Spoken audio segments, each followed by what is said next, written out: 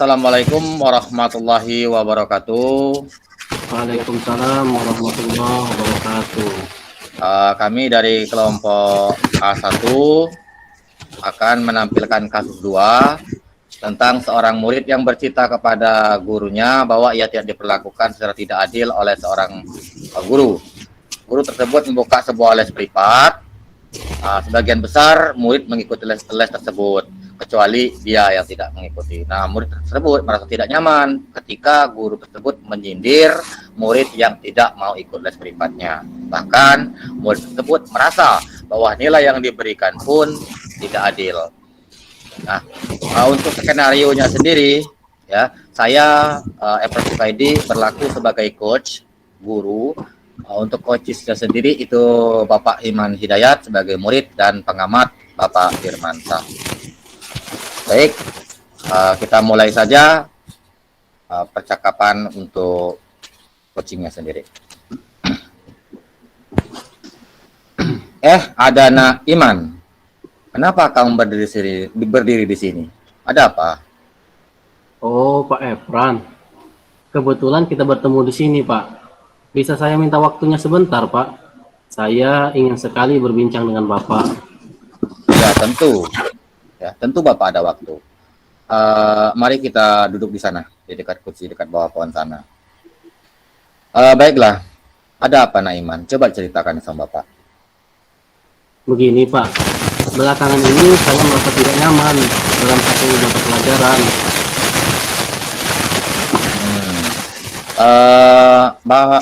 Apa yang ingin Naiman capai nanti di akhir diskusi kita ini? Saya hanya ingin mendapat solusi, Pak, dari permasalahan ini. Terus ada lagi? Saya bingung, Pak. Mengapa saya diperlakukan tidak adil oleh salah satu guru mata pelajaran? Kira-kira apa yang harus saya lakukan ya, Pak? Boleh Naiman ceritakan ke Bapak apa yang Naiman rasakan saat ini? Ya, saya merasa diperlakukan tidak adil oleh seorang guru tersebut, Pak. Apa yang membuat Naiman merasa tidak adil dari guru tersebut? Begini, Pak. Guru tersebut kan membuka les privat dan sebagian besar murid di kelas saya mengikuti les tersebut. Kecuali saya, Pak.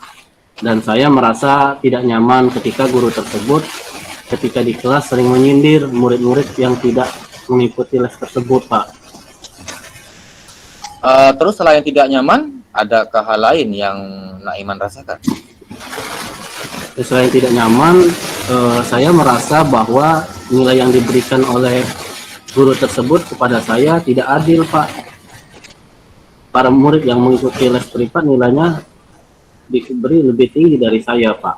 Ya, padahal sebelumnya ya saya mendapat nilai yang tertinggi terus, Pak, di kelas. Jika boleh Bapak tahu nih ya, seperti apa ketidakadilan yang Naiman maksudkan itu? Bisa Naiman ceritakan sama Bapak? Begini, Pak. Rasanya saya sudah menjawab soal-soal yang diberikan guru tersebut dengan benar pada saat ulangan. Tapi mengapa ya nilai saya mendapat kecil ya, Pak? Selama ini langkah-langkah apa yang telah Naiman ambil dalam menghadapi masalah ini? Ya, selama ini saya sudah rajin belajar, Pak, dan mengulangi pembelajaran yang diberikan oleh guru tersebut. Jadi saya menduga bahwa saya mendapat nilai kecil karena saya tidak ikut les privat tersebut, Pak. Apakah Naiman sendiri pernah mendiskusikannya dengan guru yang bersangkutan? Belum sih, Pak. Tapi yang saya lihat sebelumnya, sebelum teman-teman saya les privat, saya loh ya, Pak, yang mendapat nilai tertinggi di kelas terus. Namun setelah teman-teman saya ikut les privat, nilai saya lebih kecil dari mereka, Pak. Baik ya. Lalu kesempatan apa yang Naiman miliki sekarang? Saya sebenarnya tadi berdiri di depan ruang guru berkeinginan untuk menemui guru tersebut untuk mengkonfirmasi dugaan yang saya selama ini saya duga, Pak.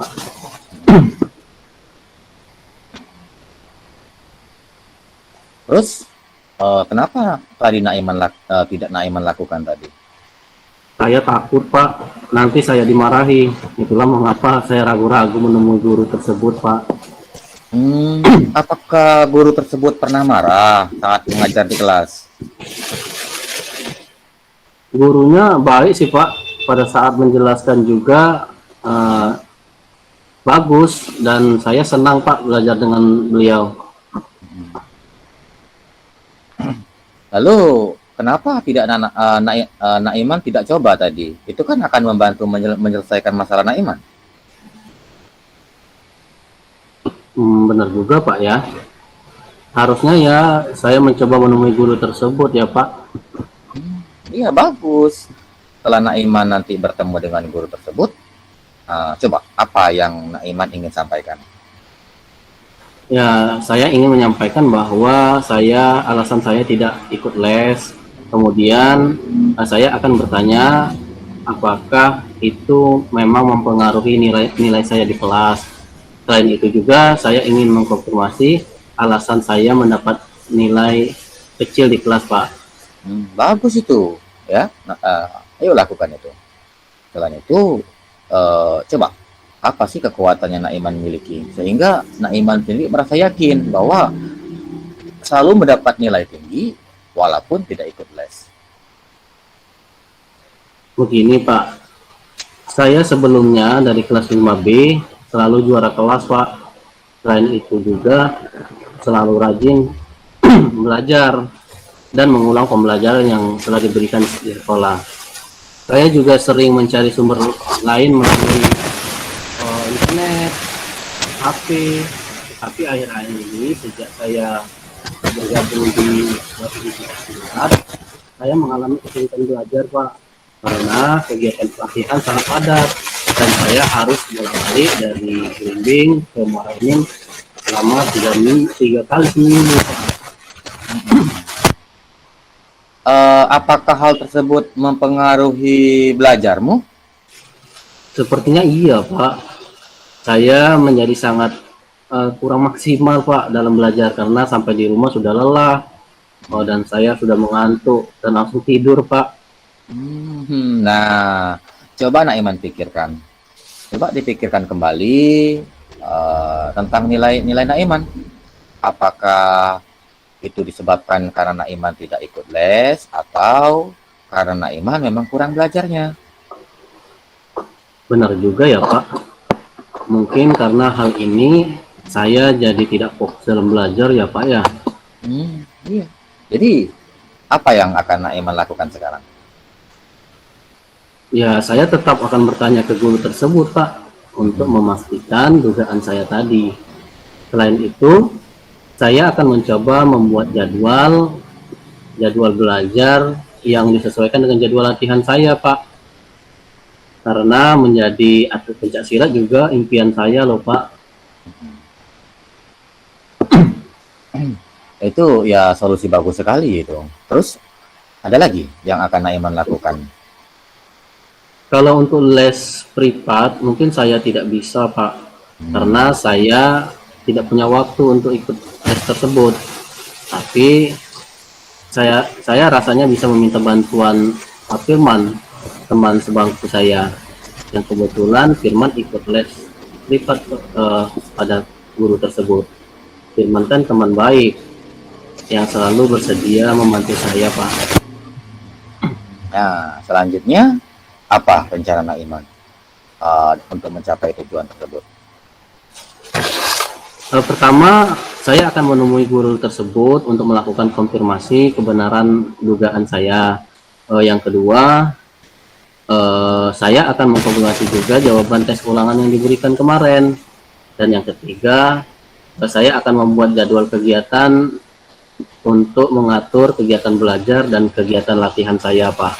Saya juga akan meminta bantu Firman, teman saya, untuk membantu saya dalam belajar, Pak. Bagus sekali itu Naiman. Bapak sangat suka dengan rencanamu itu.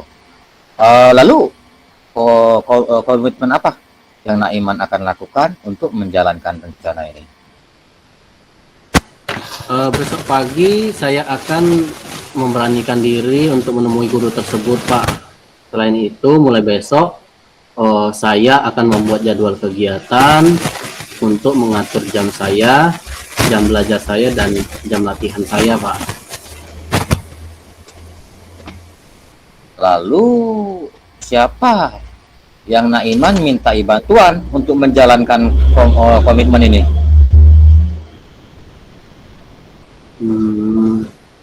Saya akan meminta bantuan Firman kali Pak ya, untuk menemani saya menemui guru tersebut Pak. Selain itu juga saya akan memintanya untuk membantu saya dalam belajar Pak. Nah, sepertinya itu sangat baik untuk Naiman lakukan. Baik Pak, baik, terima kasih Pak Efran sudah meluangkan waktu untuk mendengarkan cerita saya. Saya akan masuk kelas dulu ya Pak. Bel tanda masuk sudah berbunyi. Pengamatan sebagai observer dalam kegiatan pusing yang dilakukan oleh Pak Efran Sukaidi sebagai coach dan Pak Imam Hidayat sebagai kusi, yaitu yang pertama, tujuan. Dalam tujuan ini sudah tercapai dengan baik dan cukup jelas. Kemudian untuk identifikasi, pertanyaan coach sudah bersifat terbuka dan mampu mengeksplorasi coach memberikan respon dengan lancar. Potensi dan alternatif solusi tergali dengan baik. Coach aktif memberikan tanggapan dan umpan balik. Kemudian untuk rencana aksi, di sini coach sudah memberikan pertanyaan yang mampu membuat pusi mengambil keputusan secara mandiri. Coach mengeksplorasi jawaban sehingga jawaban menjadi lebih spesifik. Dan yang terakhir, itu sebagai tanggung jawab, ini coach sudah mengarahkan pusi membangun komitmen, sehingga pusi sendiri mampu membuat ataupun mengambil keputusan dengan baik secara mandiri dan berbasis data. Demikian sebagai hasil pengamatan observ daripada saya. Mudah-mudahan apa yang dapat kami sampaikan ini bermanfaat, dan kami akhiri dengan ucapan Assalamualaikum warahmatullahi wabarakatuh. Waalaikumsalam warahmatullahi wabarakatuh. Waalaikumsalam warahmatullahi wabarakatuh. Baik, demikian presentasi dari saya untuk membahas kasus 2. Saya ucapkan terima kasih. Assalamualaikum warahmatullahi wabarakatuh.